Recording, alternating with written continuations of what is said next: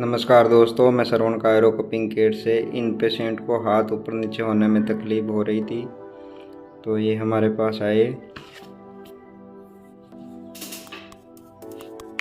हमने इन पेशेंट को कायरो की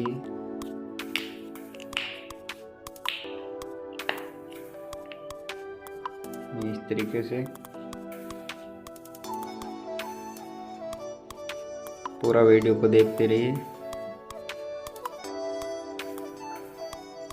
ये देखिए, इनका हाथ बिल्कुल ऊपर नीचे होने लग गया। देखिए आपके सामने वीडियो। थैंक यू दोस्तों। अभी कोई ऊपर नीचे होने में तकलीफ नहीं, पेशेंट खुद बता रहा है।